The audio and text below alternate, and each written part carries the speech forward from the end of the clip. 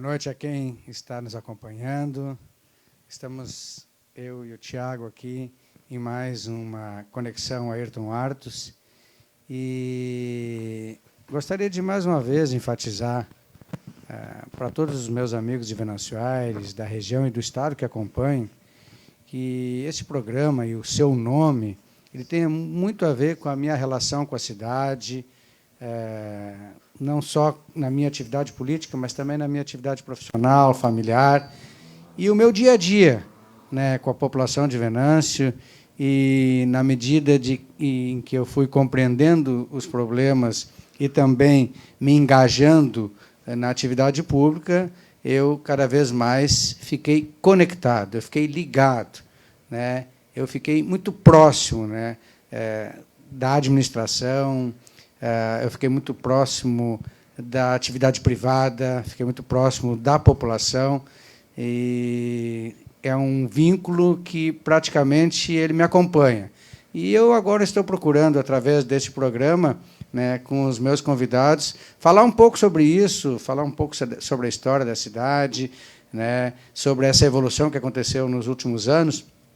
E nos dois primeiros programas, né, justamente eu convidei, na semana passada, o prefeito Jarbas da Rosa, que é o Poder Executivo, e hoje o meu convidado é o vereador Tiago Quintana, que é o presidente do Legislativo.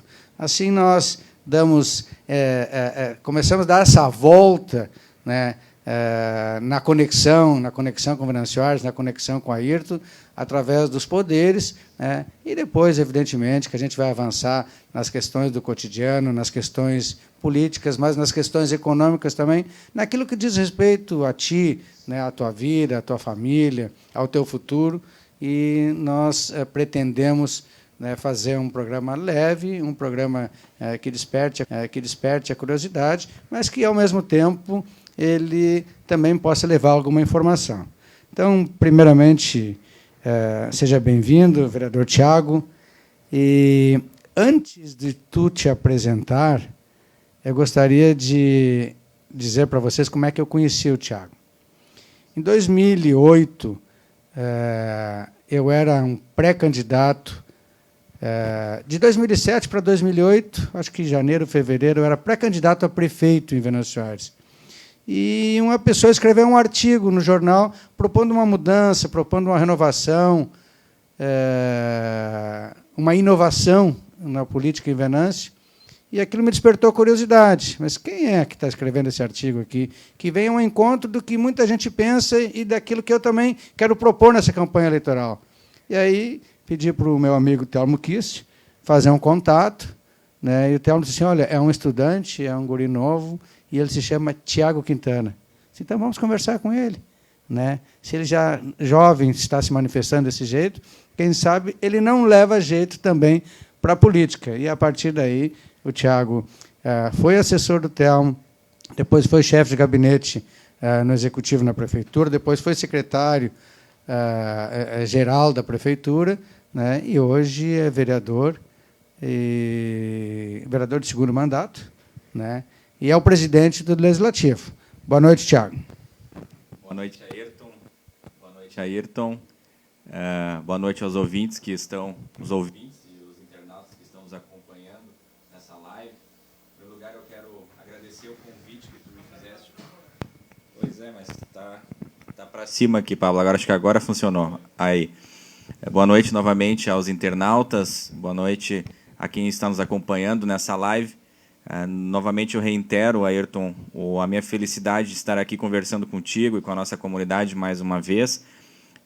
Também quero considerar que o nome que tu deste para esse programa tem tudo a ver contigo e Venâncio, que é a conexão. Tu faz parte da história de Venâncio, o teu trabalho, a tua construção, a tua vida pública e o legado, né, que é inegável que tu deixou frente ao Executivo, ficou marcado frente ao Executivo, mas ao longo do tempo como tu construiu na tua carreira, sendo vereador, sendo secretário, sendo coordenador de saúde, né, e depois vice-prefeito e depois prefeito. Eu te considero o que eu chamo de político tradicional. E às vezes as pessoas falam isso como uma espécie de pejoração, político tradicional. Político tradicional é esse que trilha a sua carreira, né? Não é diferente de ser carreirista, que quer se colocar sempre como candidato para se manter na mídia, para depois buscar um cargo em algum determinado poder. Isso mostrou ao longo do tempo que tu vem sempre numa carreira crescente. Então, parabéns pelo programa. Eu aproveito para colocar essa história muito interessante, né, da minha entrada na política, e ela tem a ver com esse lugar que a gente está aqui, que é o bairro Brígida, aqui nos estúdios da Sutel, pelo o nosso amigo Pablo Felten. E eu morava aqui no bairro Brígida, depois do Cerro dos Bois, quando a gente veio para a cidade, né? Nasci e me criei no Cerro dos Bois. A gente veio morar aqui no bairro Brígida. O pai tinha, então, um mini mercado, ainda tem, meu irmão cuida aqui. E comecei a estudar, fazer a minha faculdade. E, a partir dali, a minha maneira de pensar e ver o mundo e os horizontes se abriram de uma forma que hoje eu não conseguiria conversar com o Thiago antes da faculdade.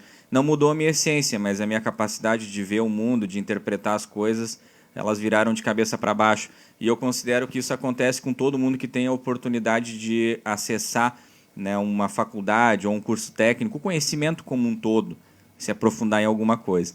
E sobre essa entrada inusitada na política, talvez seja coisa do destino, é uma coisa que não é até difícil de explicar, porque quando eu comecei a fazer as primeiras faculdades, as primeiras cadeiras na faculdade, uma das primeiras era a ciência política, onde se falava sobre a história política do Brasil, a redemocratização, os principais atores da política no Brasil. E aquilo, para mim, tudo era um mundo novo, né? Até os 18 anos no ensino médio, no ensino fundamental, quando a gente estava na escola, não se aprofundava, e aquilo me chamou muita atenção. E eu comecei a me informar mais sobre política, ler sobre política local, e que me motivou, olhando o cenário naquela época, foi em 28 de fevereiro de 2008, vai fazer 13 anos desse texto, que eu resolvi me manifestar num blog, né? Depois o jornalista local aqui leu e quis publicar na página Opinião, e que deu aquela repercussão, Ayrton. E talvez tu não saiba, mas eu fui muito perseguido por aquilo. Então, naquele momento que a política de Venâncio estava vivendo, eram de famílias que mandavam ali e queriam saber quem é que era o cara que estava desafiando, achando que eu era mando de alguém, de algum político que estava enfrentando o sistema. E alguém da terceira via. Alguém da terceira via, né? E que encaixava com o teu discurso e que depois foi vitorioso. E também me motivou isso tudo. Eu estou aqui porque o que eu pregava aconteceu, entendeu? Mas eu lembro muito bem quando atendi ali no balcão do Mercado Girassol, que tu me chamou para a campanha de 2008. Vamos participar. E eu fiquei com medo, né? Porque quando eu resolvi me manifestar aquilo tudo que eu aprendi na faculdade, liberdade de manifestação do pensamento, tudo, eu fui processado e fui perseguido, era fiscal lá da prefeitura, aí lá no nosso comércio. Pensei que o sistema ia me calar, né? E me deu medo. E foi com que me fez não participar daquela campanha. Mas ali nos bastidores, vinha as clientes comprar lá, e todo mundo falava de eleição, e lá dentro do bar, ali nós vendíamos martelinho de cachaça e tal. E eu dizia, eu não sei como é que vai ser essa eleição, mas tá todo mundo falando que vai votar nesse Ayrton aí, né? E depois deu a vitória. Fui convidado a me filiar, meus amigos, que são aqui do bairro também, que era o Zé Maier, já era filiado ao PDT. E quando eu fui para o PDT, me motivou muito também, porque ali eu vi que os atores que eu mais admirava na história política do Brasil eram do PDT, ou fizeram parte do trabalhismo, ou defendiam as mesmas coisas que eu penso. E aqui eu aproveito para falar o que eu penso sobre a minha posição política. Hoje a gente discute muito esquerda, direita, o que às vezes meio que antagônico, e algumas pessoas discutindo coisas que eles nem sabem, nem entendem, né? E o porquê que eles discutem. De repente replicam muitas narrativas que nem são digeridas por elas mesmas.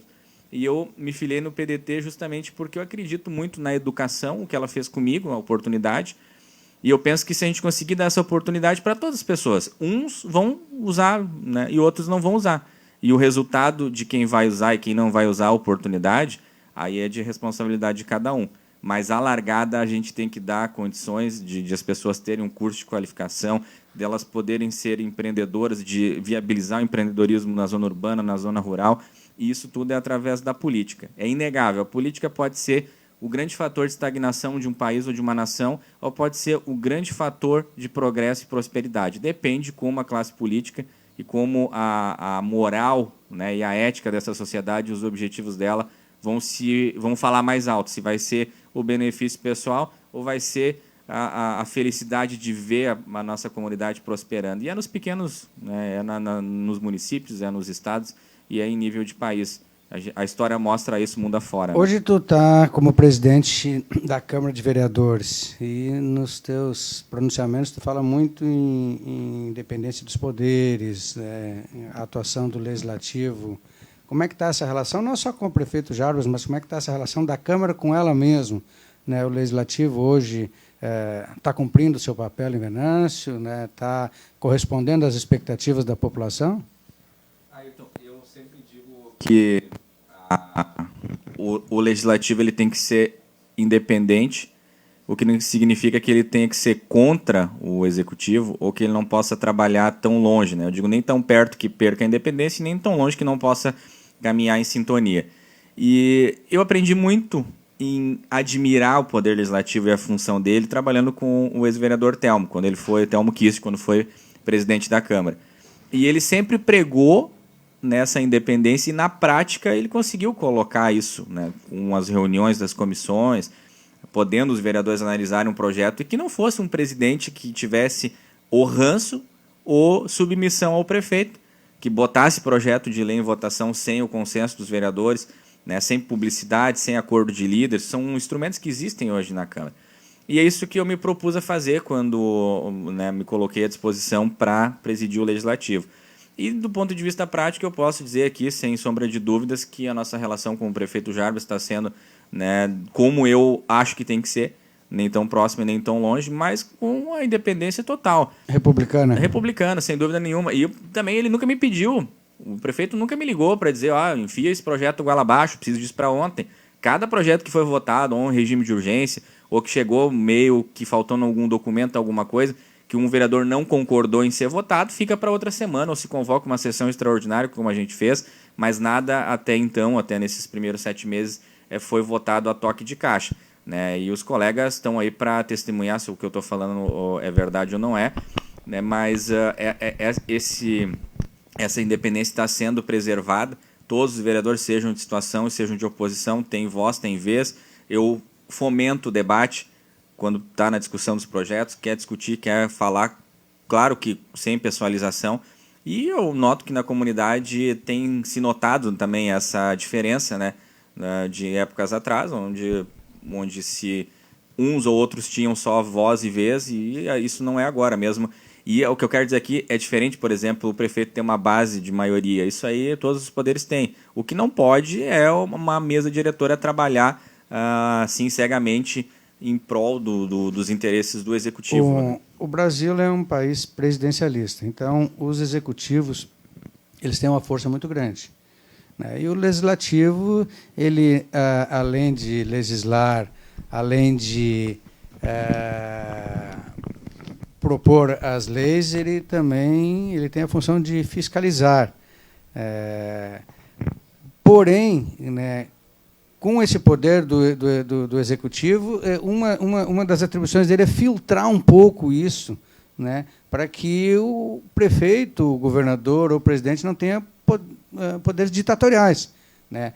O poder executivo ele deve fazer, ou deveria fazer esse equilíbrio. O que a gente vê, como tu falou aqui nos municípios, os estados, basicamente, eles tentam isso, porém, em nível federal, hoje o que se vê é que o Congresso Nacional, ele não só o presidente do Congresso tem muitos poderes, como ele também, muitas vezes, quer cumprir coisas que são do Executivo.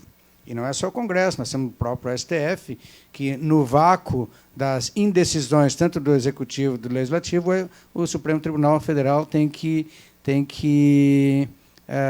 tomar as decisões. Mas uma pergunta que eu quero fazer para ti é o seguinte: nós estamos há muito tempo buscando um pacto federativo, que haja uma distribuição dos impostos arrecadados entre a União, os estados e os municípios, de uma forma justa, para que os municípios, onde as coisas se realizam, onde as pessoas moram, né, e onde os serviços foram municipalizados, eles tenham um recurso para poder cumprir essa função. E o que se vê é que o Congresso Nacional, talvez num instinto de sobrevivência, num instinto de manutenção do poder, mudou um pouco e não avançou no Pacto Federativo e avançou nas emendas, né?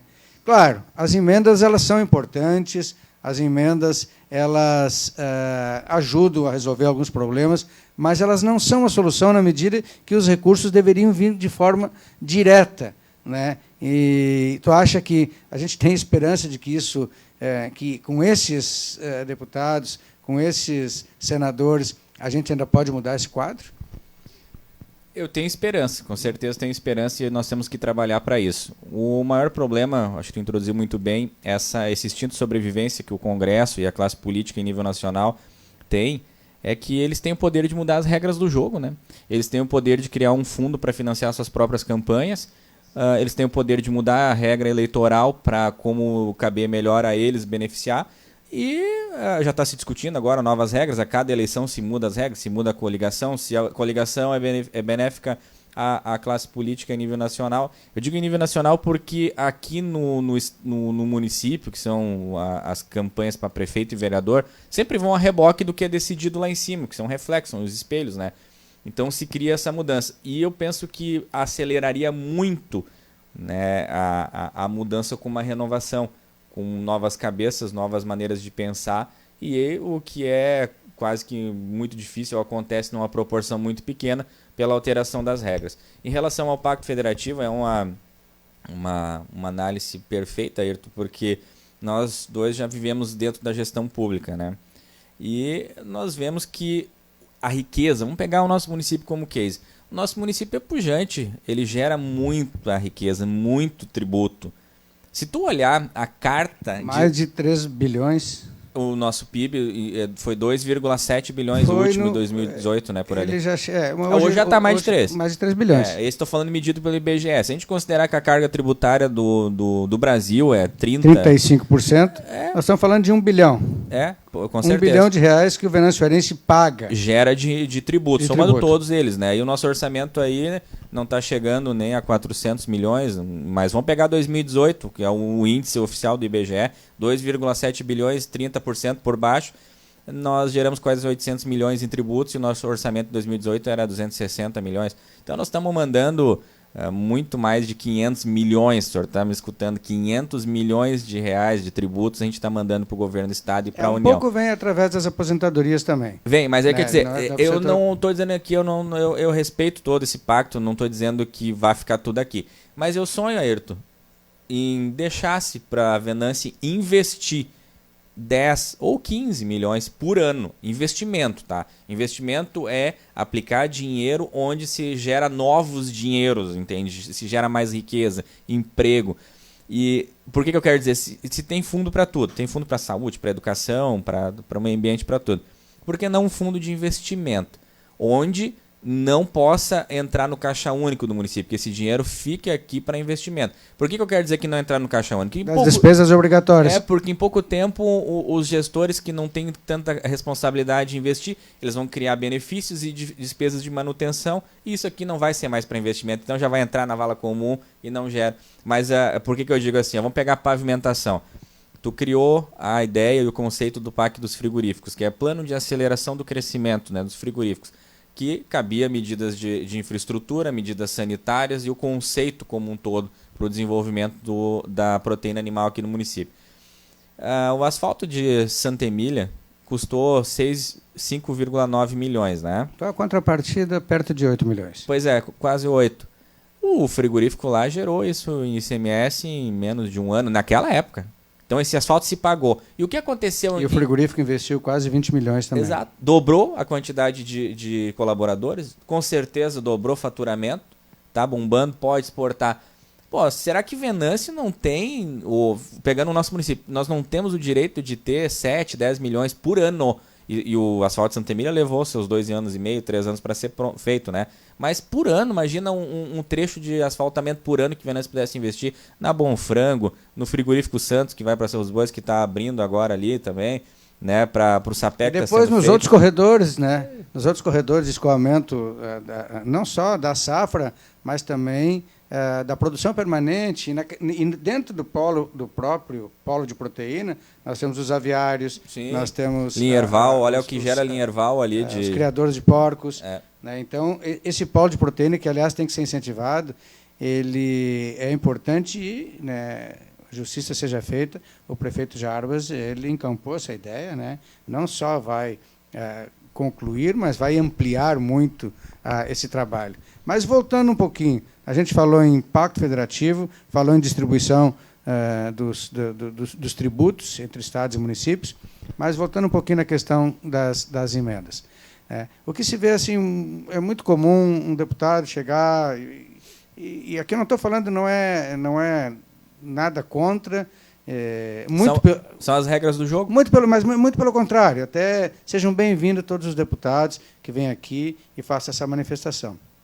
Só que o que eles dizem assim, bom, a gente foi bem votado aqui, portanto a gente vai trazer milhões em emendas, né, a gente vai colaborar com o município. Mas no primeiro momento que tem um problema que exige uma defesa parlamentar do município, esse deputado não tem como fazer. Porque, na verdade, ele não mora aqui, ele tem o seu domicílio, ele tem o seu reduto. Né? O município está trabalhando por uma UTI pediátrica. Na medida que o hospital, aqui em parceria com a prefeitura, elaborou um projeto razoável, o Hospital Bruno Bor quis essa UTI. Hoje, o prefeito Jarbas teve que ir, né, numa viagem de urgência, depois, né, da assinatura da concessão ali da 287, depois da solenidade com o governador, ele teve um encontro com a secretária da Saúde. Mas era ele e ele mesmo. Era ele representando o município. Porque, se for pensar na Assembleia ou na Câmara Federal, nenhuma pessoa poderia, agora, nesse momento, acompanhar o Jarbas lá. Então, esse é um detalhe interessante. É legal trazer aqui as emendas para o hospital, né? É bom, isso aí ajuda a pagar as contas, ajuda a pagar salário. Mas, se o hospital tivesse um valor fixo mensal maior, dentro das suas necessidades, dentro do cumprimento da tabela do SUS, isso não seria mais justo? Então, esse é um debate que a gente tem permanentemente, né? E que, no caso, por mais que os legislativos dos municípios e do Estado tenham se esforçado, em nível federal está deixando a desejar. Sem dúvida, Venan. E vamos pegar nossa questão local aqui. Foi cirúrgico o que tu disse, Ayrton. Nós enfrentamos isso também, a falta de ter uma porta aberta para bater, seja no governo do Estado. E por que uma porta aberta para bater? Para sair uma obra de pavimentação, para conseguir um convênio, para conseguir uma UTI pediátrica ou um avanço, né, numa especialidade, no custeio da saúde, tem que ter uma articulação política.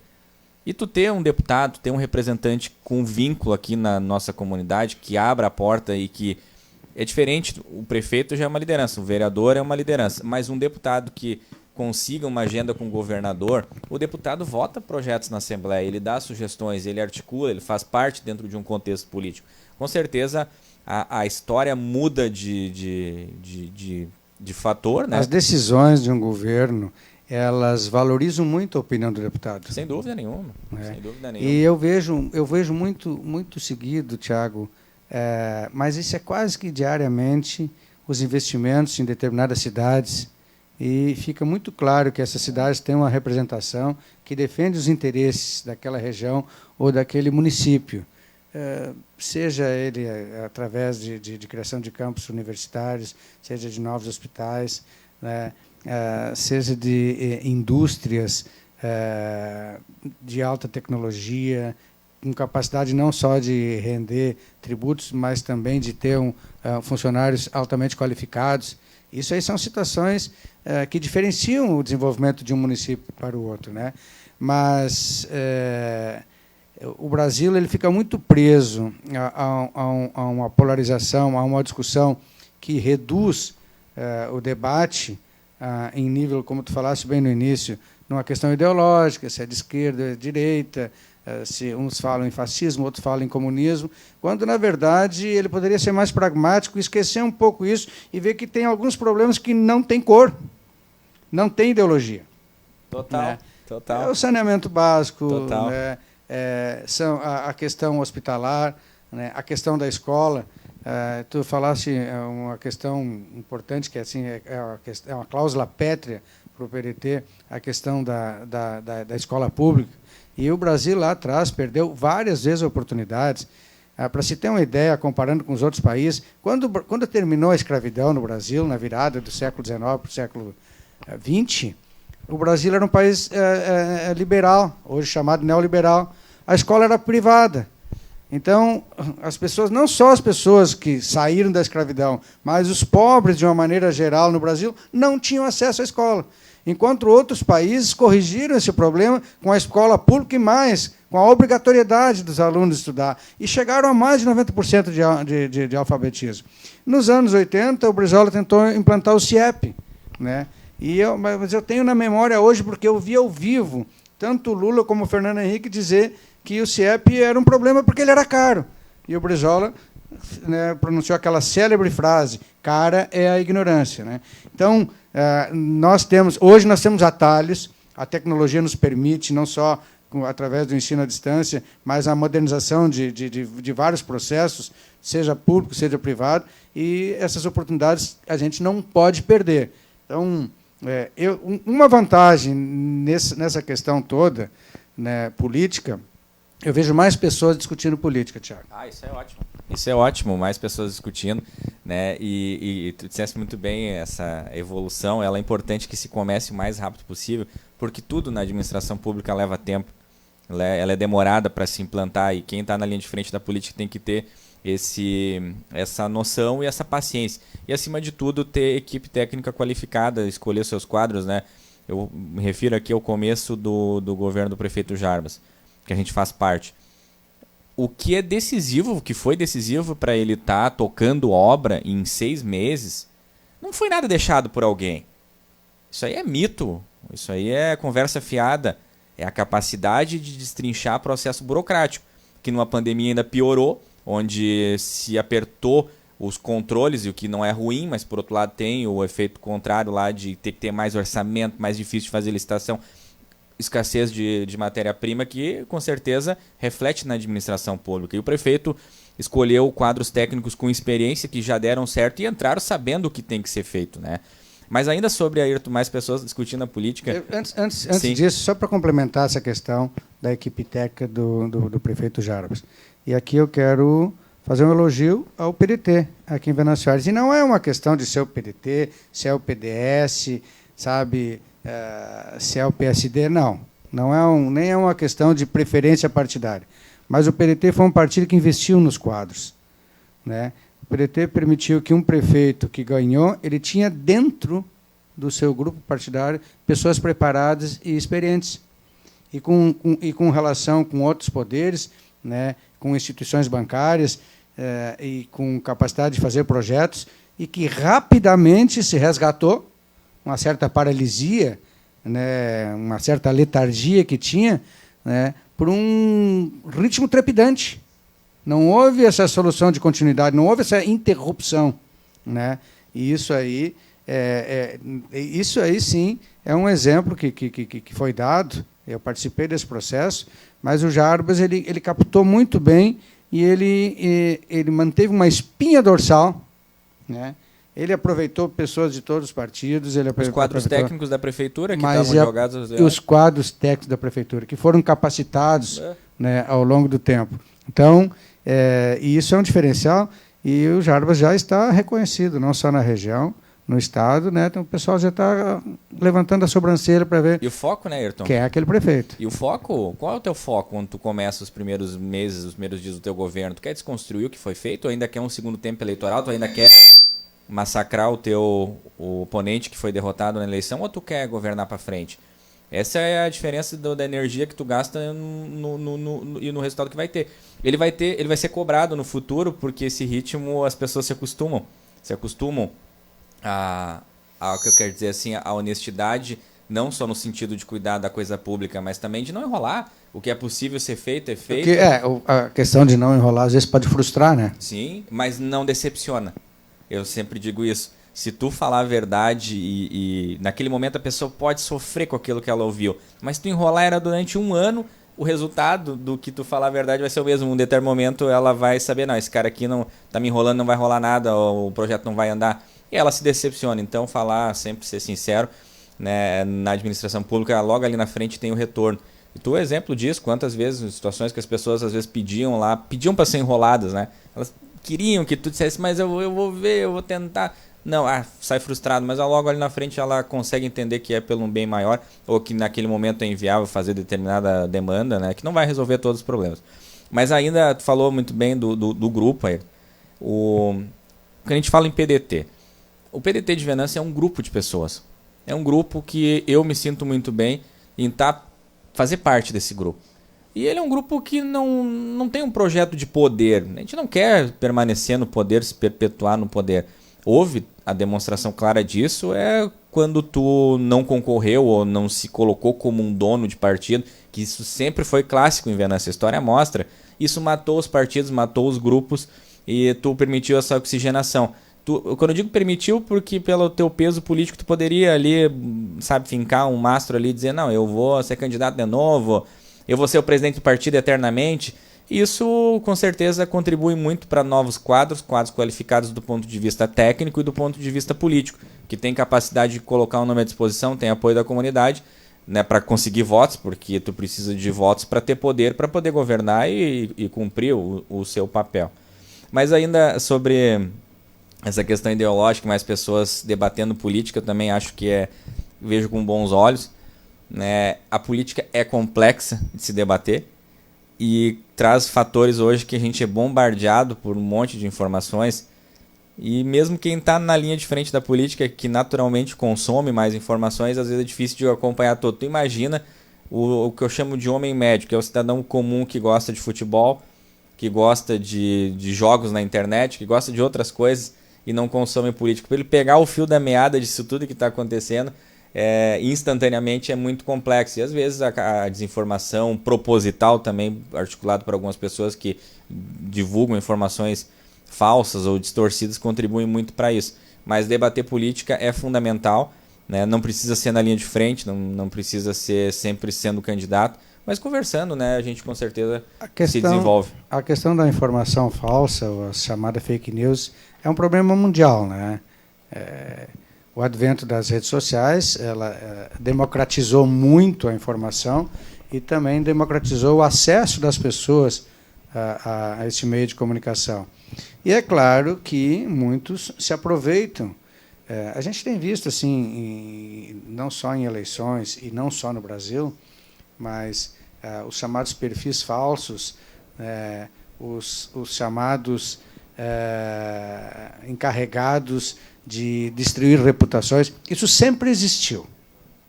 Isso há milênios existiu, né? Mas isso foi se modernizando e hoje ficou mais fácil de fazer, de caluniar, de injuriar, de ofender, e muitas vezes até de forma covarde, né? Porque às vezes as pessoas não falam, né, na frente, no tete a tete, mas por trás botam uma mensagem. Esses dias, uma pessoa do meu meio de trabalho, que eu convivo no dia a dia, fez um comentário extremamente agressivo, né? E eu encontrei ele, né, num prédio da prefeitura e disse assim, mas eu não disse, fulano ficou muito magoado com o teu comentário. Ele levou um susto. Ele levou um susto. Na verdade, eu só dei uma jogada para ele entender que tem pessoas do outro lado, tem pessoas humanas do outro lado, né, que sentem, que sofrem. A gente tem que ter todo cuidado quando se refere a isso. Evidentemente que se tu é um profissional do mal, aí não tem jeito. Mas saber filtrar isso, saber entender isso, e tomara que isso seja apenas uma transição, Tiago, né?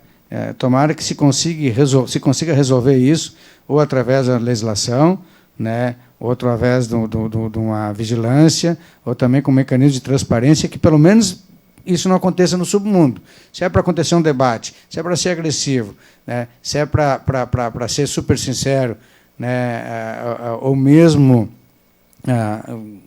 impetuoso, né, que seja isso de forma clara. E de forma, é muito melhor tu enfrentar uma pessoa, né, e ter um debate, um diálogo de coração aberto com uma pessoa se manifestando francamente, né, mesmo que tu não goste, do que aquela que usa subterfúgios, né, e que de forma rasteira vem tentar prejudicar a tua imagem ou a tua carreira política. A gente vê muito isso ainda, né, e a gente vê em nível local também, né, e a população...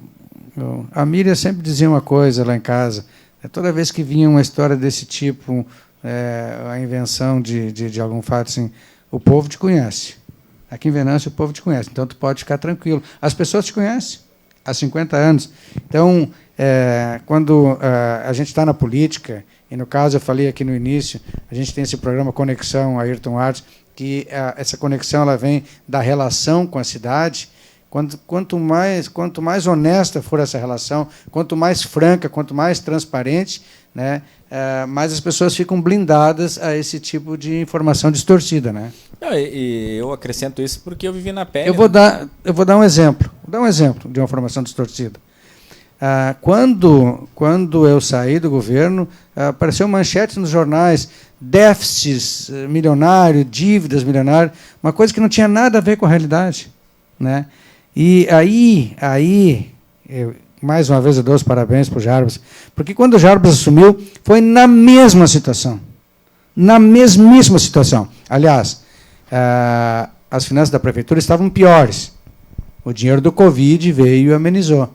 E o prefeito Jarbas podia muito bem ficar meio ano tripudiando em cima disso, de uma má gestão, de uma má administração, mas, como tu disse, ele preferiu olhar para frente, ele preferiu focar no desenvolvimento e no sucesso da própria administração. Mas, naquela vez, eu, por exemplo, procurei os jornais da cidade e, para as direções dos jornais, eu perguntei quem são os jornalistas especializados em economia.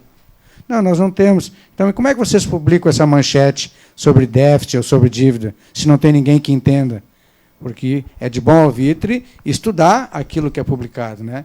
Aí depois, com o tempo, foi se mostrando, né, que aquilo era uma tentativa política de muito mais denegrir uma administração do que realmente fazer uma auditoria de um problema para ele ser corrigido. Tanto é que a coisa depois ela simplesmente degringolou com uma paralisia total da gestão pública e a população atenta, atilada, viu que tinha que mudar urgentemente, né, para que Venâncio não sofresse um processo de retrocesso muito grande. Venâncio realmente, mesmo assim, sofreu um processo de apagão muito grande em 4 anos, que nós perdemos muito tempo, como tu bem disseste, com questões que não contribuíram em nada para o nosso município. E dá azar também, né? Ontem estavam debatendo na Câmara sobre azar e sorte, dizendo que tomara que o Jarbas, meio ironicamente, tomara que o Jarbas tenha sorte nesses anúncios e não sei o quê. Não é uma questão de sorte também, só de sorte e azar. Mas também quando tu prega o caos, quando tu quer assim, usar o teu espaço, a tua ocupação pública para denegrir uma imagem de um adversário, ou por prazer, ou por revanchismo, ou por algum outro tipo de motivo, tu perder tempo dando uma entrevista coletiva. O Ayrton, o Jarbas está desenterrando cada coisa lá, mas ele nunca fez uma entrevista coletiva para anunciar que ele achou uma coisa que pode ser um furo, e blá, blá, blá. Tá indo direto coisa para Tribunal de Contas e Ministério Público lá, mas nunca foi feito qualquer tipo de denuncismo, que é a obrigação do gestor. E tem um agravante nesse tipo de comportamento, que é o seguinte: se eu chego no lugar e digo assim, a minha casa e o meu negócio estão falidos, né, quem é que vai querer se associar a mim em relação a algum empreendimento? Quem é que vai querer investir no meu trabalho? Né? Se tu disser isso da tua cidade, da tua administração, evidentemente que tu está espantando os investidores. E os teus colaboradores? Bom, isso aí é um desânimo total, né? E quando está falando em administração pública, reflete direto na prestação do serviço público, porque o funcionário público ele é um colaborador que recebe salário. Ele não sabe se vai receber no fim do mês, mesmo se fosse mentira. Né? Então, ou que não tem água para ele tomar. E o problema da administração é a água que tu toma, o servidor público. Tu é o problema, em vez de tu ser o vetor, né? A água ou o cafezinho. A água ou o cafezinho. Hoje, como sabes que eu sou médico do trabalho, né?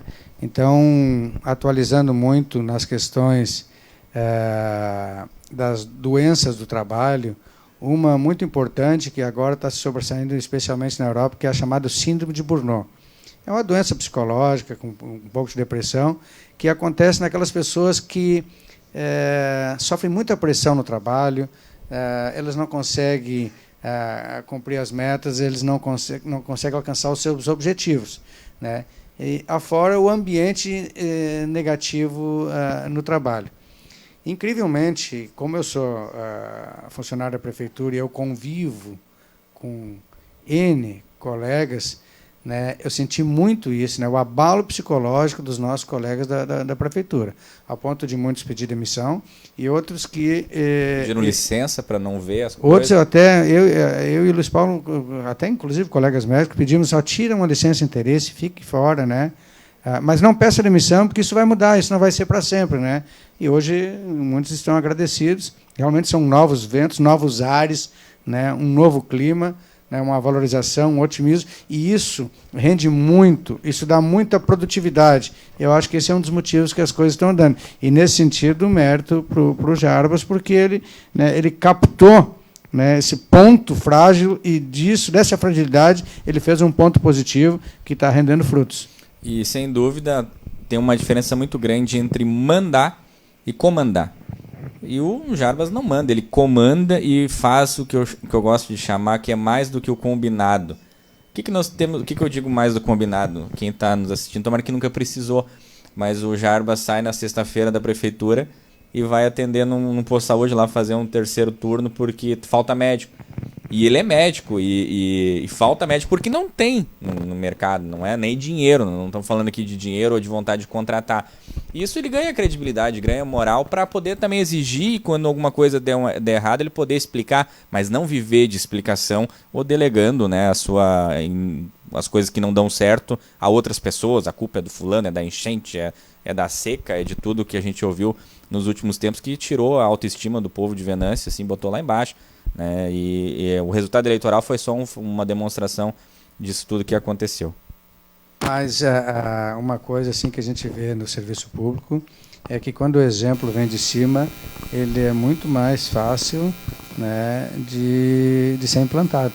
Sem dúvida. Pode ser nas questões envolvendo a licitude dos processos. O que se vê, o que aconteceu na Covid aqui no Brasil é uma coisa sem precedentes. Todos os estados estão enfrentando problemas nas licitações, não só dos respiradores, né? Agora, o próprio governo federal está enfrentando problemas na questão das vacinas. E, incrivelmente, quando alguns municípios viram que começou a jorrar essas ofertas de vacina, quando alguns municípios viram que isso poderia render alguma coisa, tentaram fazer um consórcio, também se envolver na compra das vacinas. Vê que é uma coisa, é um jogo complicado, né? E isso são aquelas situações. Eu acho que é por isso também que a gente está na política, né? Que é para tentar mudar isso, né? Eu vejo que é possível, Tiago. Eu milito há 40 anos, há mais de 40 anos, mas eu estou na ativa há praticamente 30 anos. Eu ajudei a elaborar o programa de governo do então governador Colares. Esses problemas tem em todas as administrações. É muito difícil, o setor público é muito difícil, e não é só no Brasil. O Brasil tem um problema da impunidade, tem um problema da lentidão da justiça e também da forma como são feitas algumas leis, no sentido de proteger os autores, né, dessas atitudes. Agora mesmo o Congresso está fazendo um pacote de leis e que ele é um retrocesso.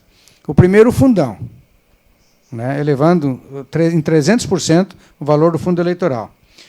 Quem é favorecido? Quem já está no jogo, né, que são os próprios deputados e senadores. Segundo, o distritão, que é para os mais votados. Quem é o favorecido? São aqueles que estão no poder e têm o fundão. Terceiro, a lei que flexibiliza a improbidade, né? Quem é favorecido? Aqueles que fazem arte na política. E que estavam impedidos de concorrer, que vão poder voltar ao jogo. E quarta, agora, que estão tentando fazer ainda, flexibilizar a lei eleitoral, que é para poder gastar mais dinheiro do fundão e não precisar explicar onde gastou. Então, é uma coisa complicada. E hoje à tarde, né, eu li uma matéria muito interessante, que são as chamadas emendas não carimbadas agora. Agora, simplesmente é chamado o PIX da emenda PIX. Né? Simplesmente é passar um dinheiro para os municípios, né? Sem precisar, e o prefeito entra na conta do município e não tem projeto nenhum pronto, nem tem nada, e não se sabe como é que vai dar essa explicação. E é bilhões de reais. Então, nós que estamos participando da política, você que gosta de debater política, ou os seus amigos, seus parentes que se comunicam pelas redes sociais, tem que ficar atento, não só brigar entre nós, mas cuidar de quem está nos governando, no sentido de aplicar bem esse recurso, que é fruto do nosso trabalho, é fruto dos nossos impostos. É uma questão... O debate político ele tem que chegar nesse nível, não apenas numa questão de quem ganha, quem perde a eleição, mas sim na qualidade de quem governa. Né? O debate não pode terminar com a eleição. Na verdade, ele tem que começar no pós-eleição, para ver como é que se vai não só cumprir as promessas, mas ter o desempenho, a qualidade de um governo, de uma gestão, para que reflita na qualidade, daí sim, na qualidade de vida das pessoas. E essa questão das emendas, além de tornar o processo não justo, né, e carimbado, ele tem um fator muito agravante, que é a burocracia com que se operacionaliza o repasse desses recursos. Com exceção da saúde, que vem fundo a fundo, o recurso é carimbado, depositado lá. Quando vem para uma obra de pavimentação, o deputado vem aqui, eu vou pavimentar a tua rua. Aí ele indicou. Aí a prefeitura tem que assinar um contrato com a Caixa Econômica Federal. Que daí a Caixa vai pedir o projeto, daí tu vai fazer a licitação e momento a momento, né, passo a passo, informando lá a Caixa. Isso no caso federal. Aí... momento que foi tudo aprovado, aí tem que ainda o ministério que enviou a emenda lá depositar 20% do valor. E aí, assim por diante, cada etapa da obra vai sendo feito aquele depósito, que pode acontecer tudo de errado. Não estou falando de meses e anos. A gente viu o caso aqui, o de ruas, que a gente recebeu a emenda, que deveria ter sido feito em 6 meses ali, levou ano, 2 quadras para fazer, que tivesse recurso próprio para fazer. Por isso que eu digo, volto a dizer, nós temos que lutar por essa reforma do Pacto Federativo, tendo mais dinheiro aqui no município, deixando mais dinheiro nos municípios para o município poder administrar. Existe o controle, a própria Câmara de Vereadores, aqui falando em nome do Poder Legislativo, ela é um instrumento de contrapeso do Poder Executivo.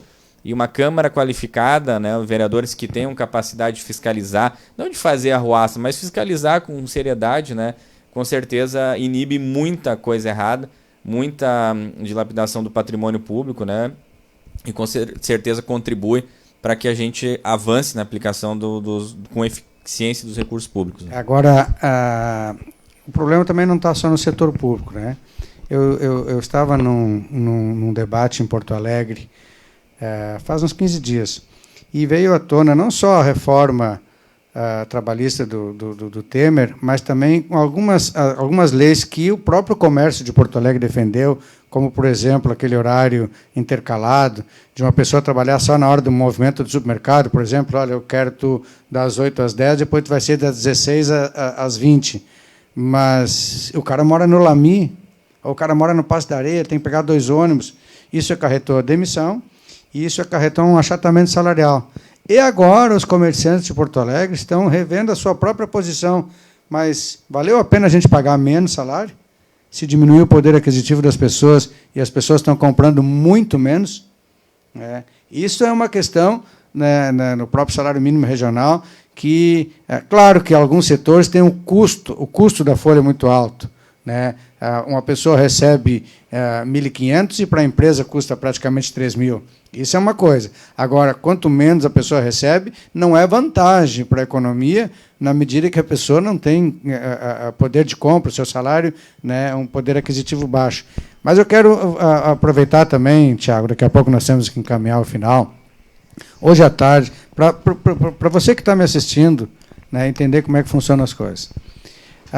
Teve um debate em 2018, na campanha eleitoral, em Santa Cruz, na ACIL, na Associação Comercial e Industrial, sobre a EGR. E de todos os candidatos a deputado, eu acho que tinha uns 15, o único que foi veemente no sentido de dizer que a EGR deveria fechar. Ela deveria fechar, porque ela não cumpriu o seu papel. Ela fracassou. A EGR fracassou. ela arrecadou um dinheiro de um pedágio caro, né, e não conseguiu manter as estradas. Aliás, o primeiro tapa-buraco da EGR, há quase 10 anos atrás, mostrou que era uma farinha preta que estavam botando ali, e nunca mais se ajeitou. Pois bem, mas nesse período, nesse processo, há uns 8, 10 anos atrás, começou um movimento que depois ele criou uma grife, foi chamado o Duplica 287. Eu e o Vilmar de Oliveira participamos desde o começo. Eu fui convidado pelo Lucas Rubinger, né? E esse movimento lutou pela concessão, lutou pela privatização. Não que a privatização seja a solução das estradas. O ideal seria que, se o governo, com os impostos que arrecada, fizesse uma estrada de qualidade e de graça para a gente. Como isso é impossível no momento, se é para pagar pedágio, se paga para uma empresa que tenha o compromisso de duplicar essa estrada, que dê conforto, que dê segurança, e cobre um pedágio módico, né, um valor que não seja tão alto, que é o que é a SACIR, uma empresa espanhola, que eu tenho esperança nela pelo seguinte: como é o primeiro projeto dela, a 287, e eles têm a ideia de expansão no Brasil e na América Latina, na América Latina eles já têm algumas estradas. Hoje eles controlam 3.000 quilômetros de estradas. Eles vão querer fazer bonito. Então, eu acredito que o cronograma de duplicação da 287 vai ser cumprido, né? Mas, então, muitas pessoas trabalharam, né, durante esses 10 anos. Mas hoje, quando o governador foi lá assinar a concessão, aparecem os papagaios de pirata, né? Que justamente apenas para aparecer. Essa é uma das mazelas da política mundial, mas aqui no Brasil isso tem muita ênfase, que é o chamado oportunismo, né? Na hora que precisou tomar uma posição, que essa posição, ela na verdade era contra o governador Tarso, né, porque ele criou a EGR, e depois era contra o governador Sartori, que manteve a EGR, e, inclusive, os recursos arrecadados do pedágio não necessariamente eram aplicados na rodovia. E eu tive, né, eu fui muito sincero quando eu falei para esses governadores: não está funcionando. Falei isso como prefeito, participei do movimento, né, do Duplica 287, da extinção da EGR, sem ter medo de me desgastar perante as autoridades estaduais, porque eu estava defendendo os interesses das pessoas que moram aqui na região, das famílias que perderam, né, amigos, né, e familiares em acidente de automóvel, porque essa estrada aqui teve um período que estavam pagando uma fortuna de pedágio e os carros estavam aquaplanando,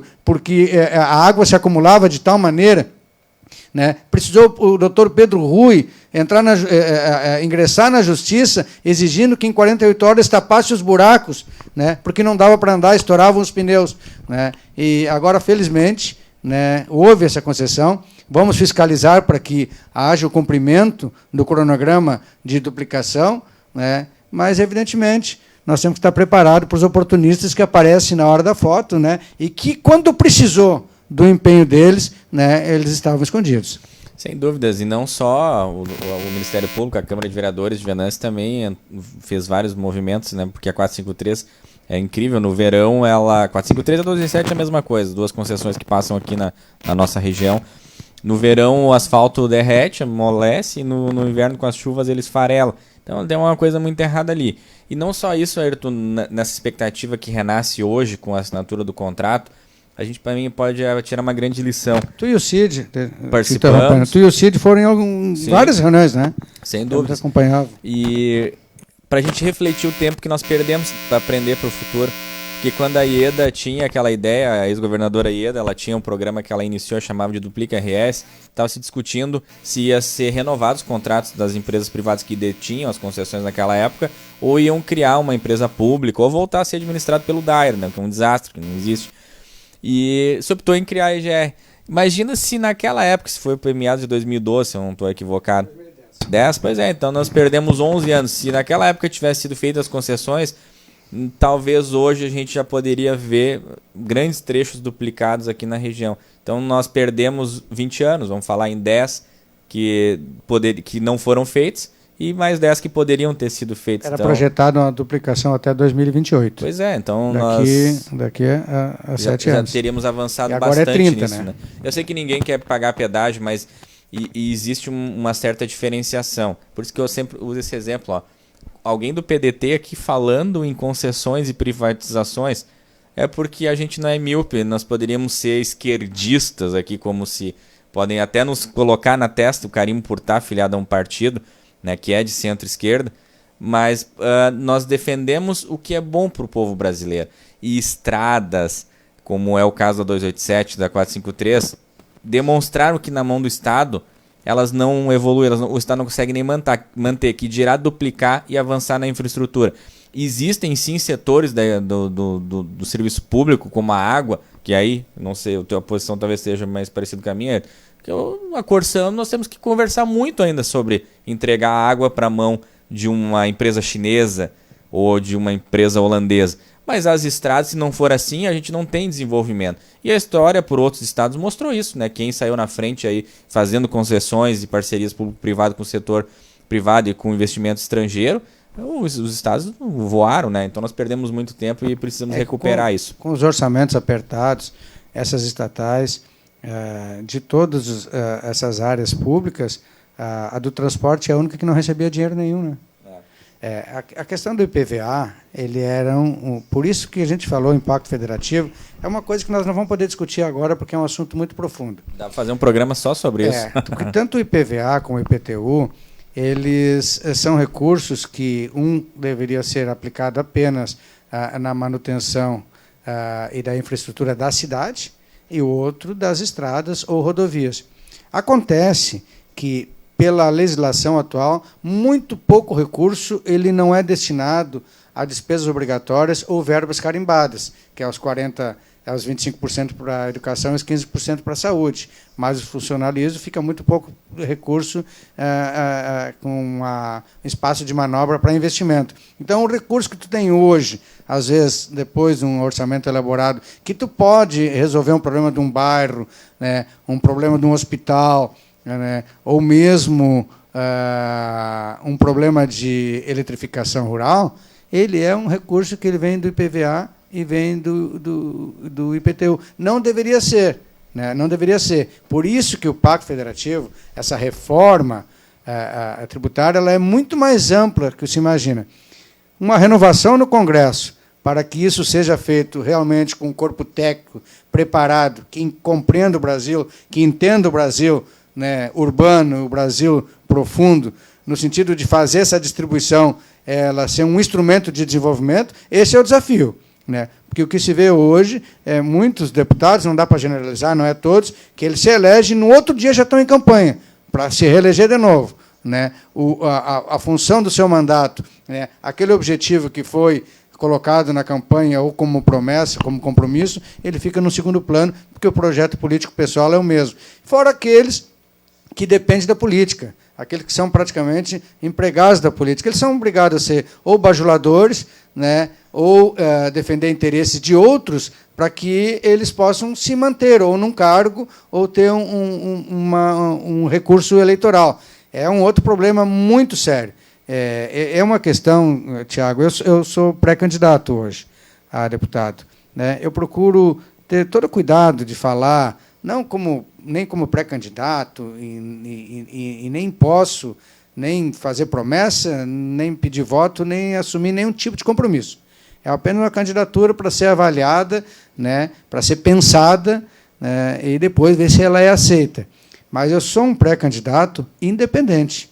Eu tenho meu partido, eu tenho, né, esse compromisso com a educação, com a saúde, mas eu sou independente dos outros políticos, né? Eu não devo pano para ninguém. Eu sou um deputado que eu vou defender os interesses da nossa cidade sem estar preso a um deputado federal que eu trouxe uma emenda, ou um deputado federal que determina que a tua região é essa e tu tem que trabalhar com um lado num vale daqui ou um vale dali. Não, muito menos cúpula partidária, né? Eu sou um deputado que eu respeito, né, as instâncias partidárias, eu respeito os compromissos e as diretrizes que um partido tem e o seu programa de governo, mas com a liberdade de ação para defender, principalmente, os interesses da população. essa é uma questão que, nos próximos meses, não só aqui no Conexão, mas no meu dia a dia, nas minhas entrevistas, nas minhas manifestações, né, seja em espaço de comunicação, ou seja num contato pessoal na rua, eu quero trazer isso, eu quero levar isso, né, ao venançoarense, no sentido dele entender, né, qual é a missão que a gente tem e por que eu coloquei o meu nome, né, para disputa, primeiro na convenção partidária e depois, provavelmente, na eleição de 2022. Com certeza, Ayrton. Até eu aproveitando, acho que a gente também está indo para o final do nosso tempo, até fazendo assim uma consideração final. De minha parte, hoje é dia do amigo, né? E é bem simbólico estar aqui conversando contigo, porque eu te considero mais do que uma liderança, alguém que eu tenho respeito, admiração, mas também considero um amigo, porque pela toda a nossa história, tu me entende que o meu sobrenome é Quintana. Tu me nomeou primeiro chefe de gabinete, depois secretário-geral do teu governo, sem saber se o meu sobrenome é de peso, se eu teria futuro na política ou qualquer outro interesse, né? Então eu te considero um amigo. E eu também me sinto na responsabilidade de lembrar o dia que eu saí em 2016 para concorrer a vereador, que foi ali por março, o final de março de 2016. Aquele dia foi muito, muito louco na minha vida, assim, porque eu nunca me dediquei tanto a uma coisa como foi trabalhar lá contigo do nosso governo, de ver as coisas acontecendo, ver o entusiasmo. E isso muito me moldou, entendeu? E também tu nunca... E eu noto assim, que foi por uma coisa que foi sem qualquer interesse, porque tu nunca tentou me impor ou incutir alguma maneira de pensar, ou de votar, ou de me manifestar, seja na Câmara, seja em qualquer lugar. E por isso que eu quero aproveitar esse momento para quem está nos escutando aqui, que seja de Venâncio, ou seja da região, que conhece o Ayrton, que dê esse apoio para que a gente consiga alcançar uma cadeira na Assembleia Legislativa. Os de Venâncio, principalmente, porque eu volto a dizer, a diferença entre ter uma representatividade local e não ter é gritante.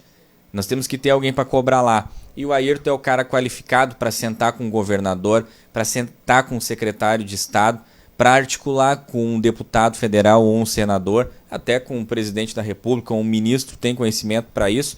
E, acima de tudo, que o povo de Venâncio entre nessa campanha, não só votando num candidato daqui, que eu digo aqui que tem que ser o Ayrton pela história toda que ele tem, mas também levando esse nome a outras pessoas fora de Venâncio, porque um deputado estadual, ele não é um deputado só de Venâncio, ele é um deputado que articula, que trabalha, né, em âmbito estadual. Isso faz muita diferença tu ter sido prefeito também, porque conhece a realidade, sido prefeito e vereador também, conhece a realidade de um vereador e conhece a realidade de um prefeito, quais são os gargalos de um município. Isso aí te larga lá na frente para poder representar bem a nossa comunidade. E assim como o prefeito Jarbas já manifestou o apoio à tua candidatura, Ayrton, tu pode contar comigo. Hoje estou à frente do Poder Legislativo, no ano que vem não estarei, mas pode contar comigo, não vou medir esforço, assim como a gente fez em 2018, por 199 votos, Venâncio não tem, tu não tá lá na Assembleia Legislativa, e aí como é louco, várias vezes a gente conversa e acompanha o cenário na Assembleia e pensa,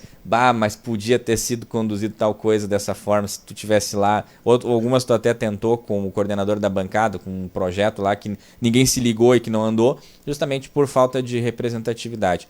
Mas pode contar comigo aí, né, não só por ser um admirador do teu trabalho, mas também por ser teu amigo.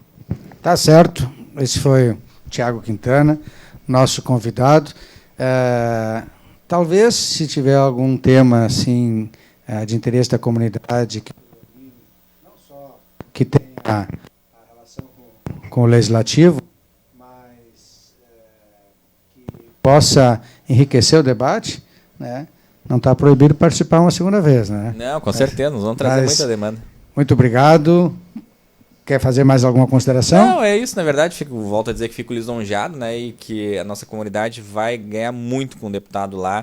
E esse deputado tem que ser, ou eu sugiro que seja, vamos por esse lado, que o povo de Venâncio analise a trajetória, a capacidade e os objetivos, né? O Ayrton não está sendo candidato, ele podia estar tocando os negócios da vida privada dele de boa lá, mas está se dispondo. Isso custa tempo, e tempo normalmente é dinheiro, porque tu deixa de trabalhar nos teus negócios privados.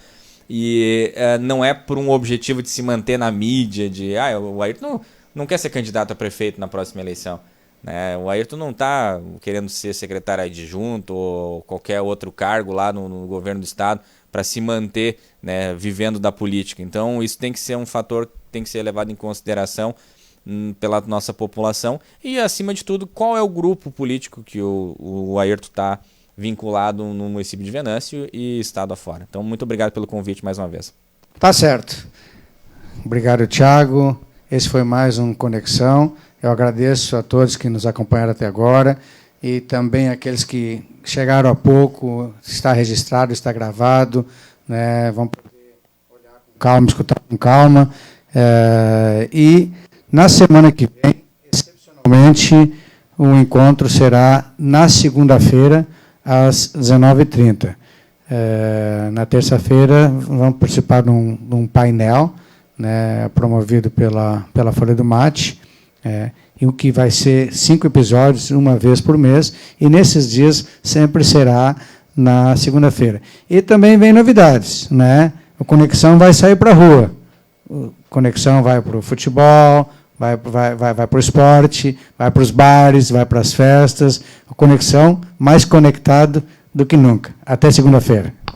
Até mais.